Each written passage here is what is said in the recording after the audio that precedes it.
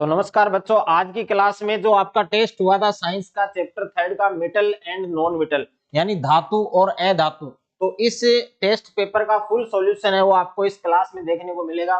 तो क्लास को कंप्लीट आपको देखना है और फुल कॉन्सेप्ट के साथ इस क्लास के अंदर जो चैप्टर थर्ड था हमारा धातु और अधातु, मेटल एंड नॉन मेटल, जिसका आपके टेस्ट हुआ था टेस्ट पेपर, तो इस क्लास के अंदर पूरे टेस्ट पेपर का सॉल्यूशन हम देखने वाले हैं। तो क्लास को आपको एंड तक देखना है।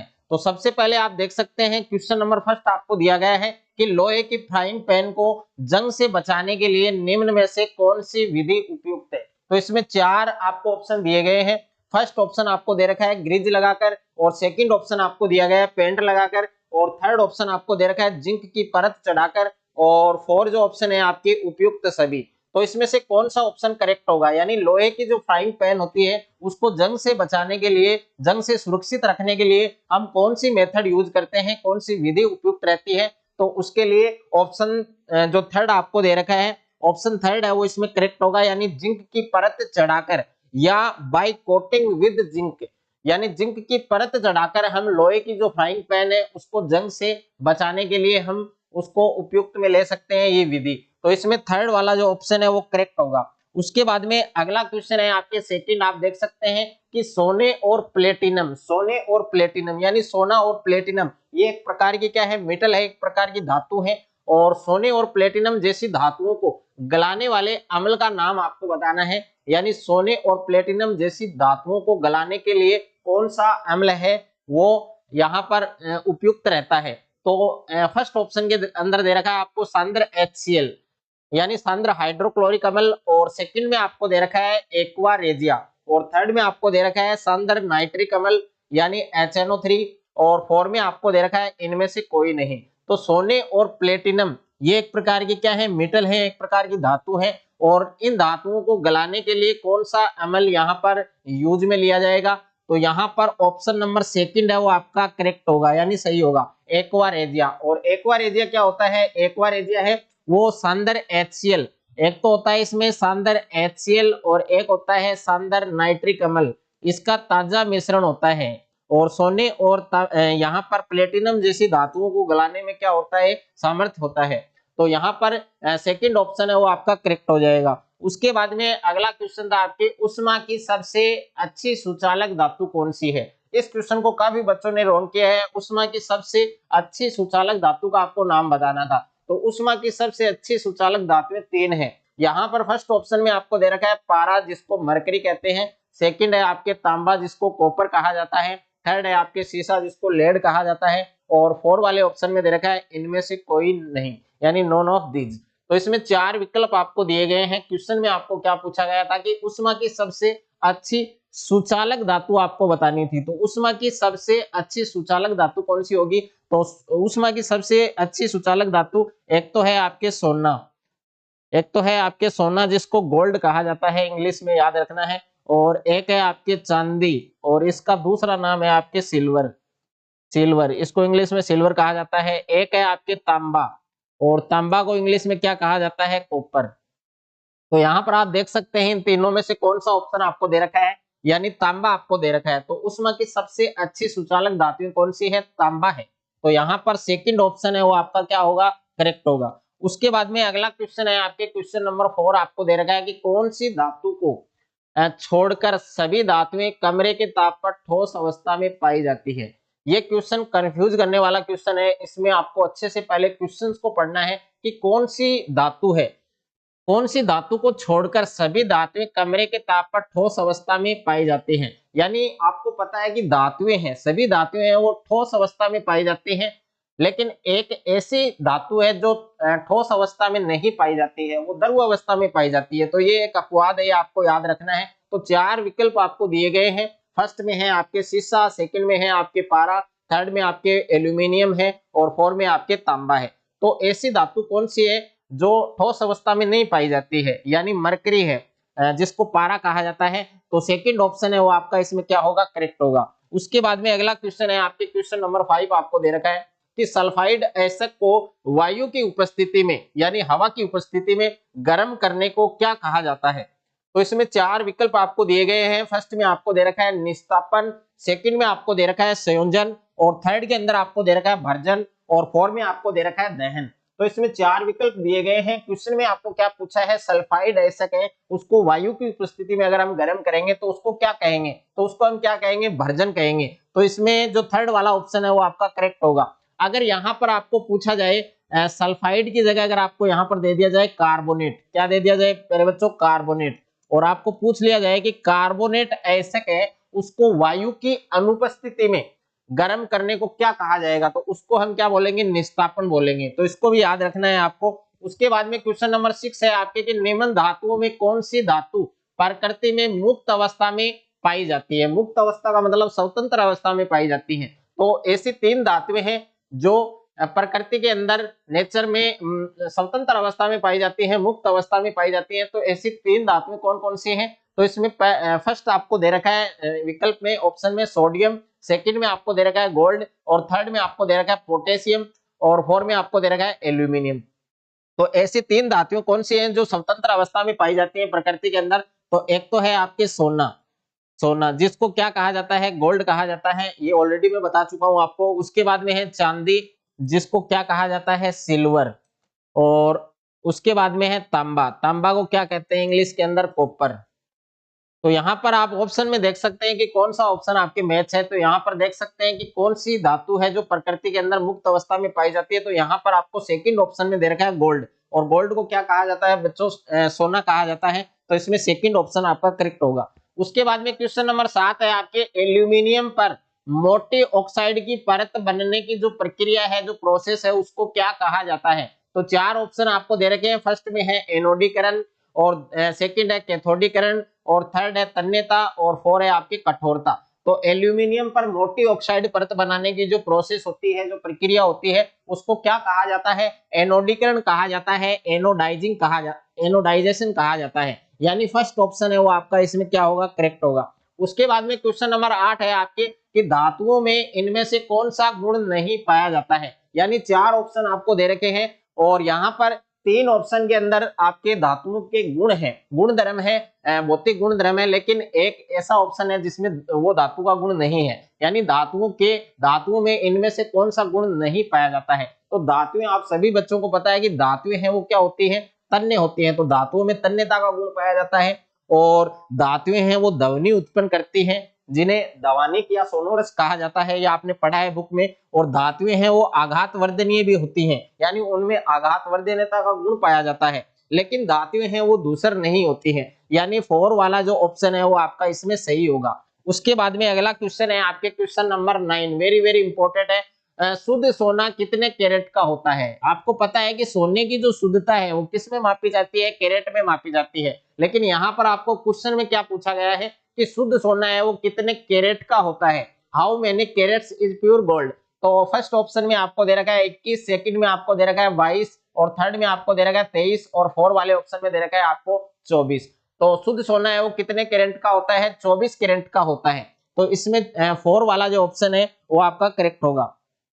उसके बाद में क्वेश्चन नंबर 10 है आपके कि सीसा एवं टिन की मिश्र धातु को कहते हैं। यानी सीसा और टिन को मिलाकर जो मिश्र धातु बनती है, यानी 2 या 2 से अधिक धातुओं के समांगी मिश्रण को क्या कहा जाता है, मिश्र धातु कहा जाता है। ओके, तो यहाँ पर सीसा और टिन, इन दोनों धातुओं का जो समांगी मिश्रण है, दोनों का समांगी मिश्रण मिलकर क्या बनाएगा, मिश्र धातु बनाएगा। तो उस मिश्र धातु को हम क्या कहेंगे। तो फर्स्ट ऑप्शन में दे रखा है अमलगम, और सेकंड में दे रखा है आपके सोल्डर, और थर्ड में दे रखा है पित्तल, और फोर में दे रखा है इनमें से कोई नहीं। तो 4 ऑप्शन दे रखे हैं। तो सीसा और टिन की मिश्र धातु को क्या बोलेंगे, सोल्डर बोलेंगे, और जिसका उपयोग किस में करते हैं, वेल्डिंग करने में करते हैं। उसके बाद में अगला क्वेश्चन है क्वेश्चन नंबर 11 की कौन सी अधातु द्रव अवस्था में होती है। यानी ऐसी अधातु का नाम आपको बताना है जो लिक्विड स्टेट में होती है, यानी द्रव अवस्था में होती है।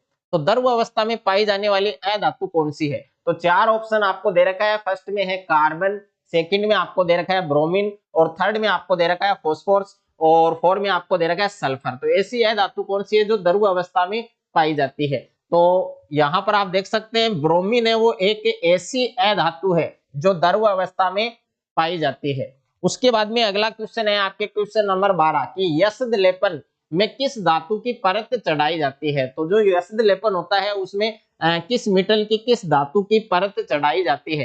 तो चार ऑप्शन आपको दे रखा है। फर्स्ट में दे रखा है तांबा यानी कॉपर, सेकंड में एल्यूमिनियम है, थर्ड में जस्ता है यानी जिंक है, और फोर्थ में चांदी यानी सिल्वर है। तो इसका थर्ड ऑप्शन है वो आपका इसमें सही हो जाएगा, यानी जस्ते की परत चढ़ाई जाती है, जिंक की परत चढ़ाई जाती है। उसके बाद में क्वेश्चन नंबर 13 है कि पित्तल मिश्र धातु के प्रमुख अवयव या फिर घटक कौन कौन से हैं। तो पित्तल जो मिश्र धातु होती है उसके प्रमुख अवयव कौन कौन से होते हैं। तो यहाँ पर देखिए चार ऑप्शन आपको दे रखे हैं, चांदी और जस्ता है, सेकंड में आपके तांबा और जस्ता है, थर्ड में आपको सोना और चांदी दे रखा है, और फोर्थ में दे रखा है इनमें से कोई नहीं, यानी ये सब घटक दे रखे हैं पित्तल मिश्र धातु के। तो प्यारे बच्चों यहाँ पर मैं आपको एक शॉर्ट ट्रिक बताने वाला हूं, उस शॉर्ट ट्रिक से आप यहाँ पर अनुमान लगा सकते हैं कि पित्तल मिश्र धातु है उसके प्रमुख अवयव कौन कौन से हैं, उसके घटक कौन कौन से हैं। तो ये आपको जरूर याद रखना है, इस ट्रिक को आपको याद रखना है। एक नाम है आपके पिताजी, ओके, ये नाम आपको याद रखना है। यहाँ पर पी से आपके है पित्तल, पी से आपको क्या याद रखना है, पित्तल याद रखना है। पी से आपको क्या याद रखना है, पित्तल। और ता से आपको याद रखना है तांबा, ता से आपको क्या याद रखना है, तांबा। उसके बाद में नेक्स्ट है आपके जी, जी से आपको याद रखना है जस्ता, जी से आपको क्या याद रखना है, जस्ता। यानी पिताजी, ये शॉर्ट ट्रिक आपको याद रखनी है। पी से पित्तल हो गया, ता से तांबा हो गया, जी से जस्ता हो गया। तो जो पित्तल मिश्र धातु है, जो पित्तल मिश्र धातु है उसके प्रमुख अवयव कौन कौन से हैं, एक तो तांबा है और एक जस्ता है। तो कौन से ऑप्शन में आ रहा है तांबा और जस्ता, सेकंड ऑप्शन में आ रहा है। तो यहाँ पर सेकंड ऑप्शन है, ये आपका इसमें क्या होगा, करेक्ट होगा। तो इस ट्रिक को भी आपको याद रखना है। उसके बाद में अगला क्वेश्चन है आपके क्वेश्चन नंबर 14 कि एक तत्व है, एक एलिमेंट है, उसका जो इलेक्ट्रॉनिक विन्यास है वो आपको कितना दे रखा है, 282 दे रखा है, और उस तत्व का नाम आपको बताना है, उस एलिमेंट का नाम आपको बताना है। तो यहाँ पर जो इलेक्ट्रॉनिक विन्यास दे रखा है सबसे पहले उनको ऐड करेंगे। तो इसमें चार ऑप्शन आप देख सकते हैं, फर्स्ट में सिलिकॉन है, सेकंड में सल्फर है, थर्ड में सोडियम है, और फोर्थ में मैग्नीशियम है। तो सबसे पहले जो एलिमेंट का हमें इलेक्ट्रॉनिक विन्यास दिया गया है उनको हमें ऐड करना है। तो देखिए 2 और 8 कितने होंगे, 10, 10 और 2 कितने होंगे, 12, यानी इन तीनों को हम ऐड करेंगे तो 12 हो जाएगा। अब देखिए ऐसा एलिमेंट हमें देखना है ऑप्शन में जिसकी परमाणु संख्या, परमाणु क्रमांक 12 है, यानी जो 12वें नंबर पर आता है आधुनिक आवर्त सारणी में स्टार्टिंग से लेकर। तो यहाँ पर सबसे पहले मैं बात करूं सिलिकॉन की, तो सिलिकॉन है वो कितने नंबर पर आता है बच्चों, 14 नंबर पर आता है, तो ये तो नहीं होगा। उसके बाद में दूसरा है सल्फर, सल्फर है वो 16 नंबर पर आता है, तो ये भी नहीं होगा। उसके बाद में सोडियम है, ये 11 नंबर पर आता है, तो ये भी नहीं होगा। मैग्नीशियम है बच्चों, ये आपके 12वें नंबर पर आता है आधुनिक आवर्त सारणी में स्टार्टिंग से लेकर, यानी हाइड्रोजन, हेलियम, लिथियम, तो इस प्रकार से हम काउंटिंग करेंगे तो 12वें नंबर पर कौन आएगा, मैग्नीशियम आएगा, जिसका प्रतीक Mg होता है। तो इसमें कौन सा ऑप्शन आपका सही होगा, 4 वाला ऑप्शन आपका इसमें करेक्ट होगा। उसके बाद में अगला क्वेश्चन है क्वेश्चन नंबर 15, जो आपके 2 बार ये एग्जाम में आ चुका है, आपके 2020 में आ चुका है और 2022 में आ चुका है। आपको क्या क्वेश्चन में दे रखा है कि एक तत्व है, एक एलिमेंट है एफ, यहाँ पर आपको क्या मानना है भाई, क्यों मानना है। ओके, एक तत्व है, एक एलिमेंट है, क्यों, ये मुलायम है, ये नरम है, और चाकू से हम इसको क्या कर सकते हैं, आसानी से काट सकते हैं। तो तत्व है, ये ठंडे जल के साथ क्या करता है, तेजी से रिएक्शन करता है, तेजी से अभिक्रिया करता है। तो निम्नलिखित में से तत्व को पहचानिए। तो चार ऑप्शन आपको दे रखे हैं, के से आपको क्या, ये के प्रतीक दे रखा है, कौन से एलिमेंट का दे रखा है, पोटेशियम का। ये आपको याद रखना है कि पोटेशियम का प्रतीक क्या है, के है। और उसके बाद में Hg है, ये किसका प्रतीक है बच्चों, सिल्वर का प्रतीक है। और Cu किसका प्रतीक है, कॉपर का प्रतीक है, जिसको तांबा भी कहा जाता है और इसको चांदी कहा जाता है, सिल्वर को। Pb क्या है, ये आपके शीशा है, जिसको लेड भी कहा जाता है, ये आपको याद रखना है इंग्लिश के अंदर। तो यहाँ पर ऐसे तत्व का नाम बताना है जो मुलायम है और ठंडे जल के साथ तेजी से रिएक्शन कर सकता है और जिसको चाकू से आसानी से हम काट सकते हैं। तो ऐसे 3 एलिमेंट, एक तो लिथियम है, एक सोडियम है, एक पोटेशियम है। तो यहाँ पर ऑप्शन में देख सकते हैं तीनों आपको नहीं मिलेंगे, एक ही मिलेगा। तो यहाँ पर पोटेशियम आपको दे रखा है, यानी फर्स्ट वाला ऑप्शन इसमें क्या हो जाएगा, करेक्ट हो जाएगा। उसके बाद में क्वेश्चन नंबर 16 है कि कौन सी अधातु चमक युक्त होती है, यानी धातुएं होती हैं उनमें चमक पाई जाती है, लेकिन अधातुएं होती हैं उनमें चमक है वो नहीं पाई जाती है, यानी वो चमक युक्त नहीं होती है। लेकिन एक ऐसी अधातु है जो चमक युक्त होती है, जिनमें चमक पाई जाती है। तो ये एक अपवाद है बच्चों, इनको याद रखना है आपको। फर्स्ट में दे रखा है सल्फर, सेकंड है आपके ऑक्सीजन, थर्ड है आपके आयोडीन, फोर है आपके नाइट्रोजन। तो इसमें आयोडीन एक ऐसी अधातु है जो चमकयुक्त होती है, तो इसमें थर्ड वाला ऑप्शन क्या हो जाएगा आपका सही। उसके बाद में क्वेश्चन नंबर 17 है कि कार्बन का एक ऐसा अपर रूप कौन सा है जो विद्युत का क्या होता है, सुचालक होता है। यानी कार्बन का ऐसा कौन सा अपर रूप है, कार्बन के तीन अपर रूप है, एक तो हीरा होता है, दूसरा आपके ग्रेफाइट है, तीसरा आपके फ्लोरीन है। अब इन तीनों में से ऐसा कौन सा अपर रूप है जो विद्युत का है, सुचालक। तो फर्स्ट में दे रखा है हीरा, सेकंड में दे रखा है ग्रेफाइट, थर्ड में दे रखा है फ्लोरीन और फोर में दे रखा है इनमें से कोई नहीं। तो ग्रेफाइट है कार्बन का एक ऐसा अपर रूप है जो विद्युत का क्या होता है, सुचालक होता है। तो सेकंड ऑप्शन है इसमें क्या हो जाएगा आपका करेक्ट। उसके बाद में अगला क्वेश्चन है आपके क्वेश्चन नंबर 18, निम्न में से उत्कृष्ट उदाहरण गैस है। तो देखिए निम्न में से उत्कृष्ट गैस का उदाहरण कौन सा है। उत्कृष्ट गैस को प्यारे बच्चों नोबल गैस भी कहा जाता है, हल्की गैस भी कहा जाता है। तो यहाँ पर आपको नोबल गैस देखना है, उत्कृष्ट गैस देखना है कौन सी है। तो यहाँ पर तीन उत्कृष्ट गैसें हैं आपके, तीन से भी ज्यादा है वो मैं आपको बताऊंगा यहाँ पर। तो फर्स्ट है आपके हीलियम, सेकंड है आपके नियोन, थर्ड है आपके आर्गन, फोर है आपके उपरोक्त सभी। तो चार ऑप्शन आपको दे रखे हैं। और जैसा कि आपको पता है कि उत्कृष्ट गैसें कौन कौन सी हैं, एक तो है आपके हीलियम और एक है आपके नियोन और एक है आपके यहाँ पर आर्गन और एक है आपके जिनोन, जिसको अक्स से प्रदर्शित करते हैं। तो देखिए हीलियम, नियोन, आर्गन और जिनोन ये क्या है आपके उत्कृष्ट गैसें हैं, नोबल गैसें हैं। तो यहाँ पर आप देख सकते हैं फर्स्ट वाला भी सही है, सेकंड वाला भी सही है, थर्ड वाला भी सही है। तो फोर वाले ऑप्शन में देख सकते हैं उपरोक्त सभी,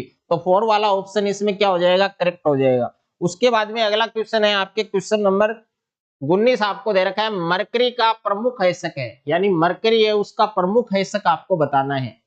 मरकरी है इसका दूसरा नाम क्या होता है बच्चों, पारा होता है। ओके ये भी याद रखना है आपको, एग्जाम में मरकरी की जगह पारा भी लिखा हुआ आ सकता है। तो मरकरी का जो प्रमुख ऐसक है वो आपको बताना है। तो चार ऑप्शन दे रखे हैं, बॉक्साइट और सेकंड है हेमेटाइट, थर्ड है आपके सिनेबार, फोर है आपके मैग्नेटाइट। तो जैसा कि प्यारे बच्चों बॉक्साइट है वो किसका प्रतीक होता है, एल्यूमिनियम का होता है, ये भी आपको याद रखना है। हेमेटाइट है ये किसका प्रतीक होता है, लोहे का प्रतीक होता है। और सिनेबार है ये मरकरी का प्रतीक होता है, ये किसका प्रतीक होता है, मरकरी का। यानी मरकरी है जो पारा है उसका प्रमुख हैसक सिनेबार है। और मैग्नेटाइट किसका होता है, ये भी लोहे का होता है। तो यहाँ पर मरकरी का प्रमुख हैसक कौन सा है, सिनेबार। तो यहाँ पर थर्ड ऑप्शन आपका सही हो जाएगा। और इसका फॉर्मूला भी याद रखना है सिनेबार का HgS। उसके बाद में अगला क्वेश्चन है आपके क्वेश्चन नंबर 20 कि धातुओं के जो ऑक्साइड है वो किस प्रकृति के होते हैं। तो धातुओं के जो ऑक्साइड है वो कौन सी प्रकृति के होते हैं। तो यहाँ पर फर्स्ट है आपके अम्लीय, सेकंड है आपके क्षारीय और थर्ड है आपके उदासीन और फोर है आपके इनमें से कोई नहीं। तो धातुओं के जो ऑक्साइड है वो किस प्रकृति के होते हैं, क्षारीय प्रकृति के होते हैं, ये आपको ध्यान रखना है। तो सेकंड वाला ऑप्शन इसमें करेक्ट हो जाएगा। और एक बात आपको और याद रखनी है, यहाँ पर आपको क्या पूछा है क्वेश्चन नंबर 20 के अंदर कि धातुओं के ऑक्साइड किस प्रकृति के होते हैं, क्षारीय प्रकृति के। ये आप याद रख लेंगे। लेकिन अगर एग्जाम के अंदर क्वेश्चन में आ जाए आपके कि अधातुओं के जो ऑक्साइड है, अगर आपको अधातुओं के ऑक्साइड पूछ ले कि अधातु के जो ऑक्साइड है वो किस प्रकृति के होते हैं, तो वो अम्लीय प्रकृति के होते हैं, ये आपको याद रखना है। तो प्यारे बच्चों जो टेस्ट आपने दिया है इस टेस्ट के अंदर जो टॉप 5 बच्चे हैं उन बच्चों का नाम है वो नेक्स्ट क्लास के अंदर लिया जाएगा। और सभी बच्चों को टेस्ट ये देना है। नेक्स्ट जो 4 वाला जो चैप्टर होगा आपका कार्बन वाला, तो उसका टेस्ट है वो भी आप सभी बच्चों को देना है। जिन बच्चों ने अभी तक टेस्ट सीरीज को ज्वाइन नहीं किया है तो उसका लिंक है, जो हमारा विद्यासागर एप्लीकेशन है उसका लिंक मैंने डिस्क्रिप्शन में दे दिया है। तो वहां जाकर आप एप्लीकेशन को डाउनलोड कर सकते हैं और ये टेस्ट सीरीज ज्वाइन कर सकते हैं। धन्यवाद बच्चों।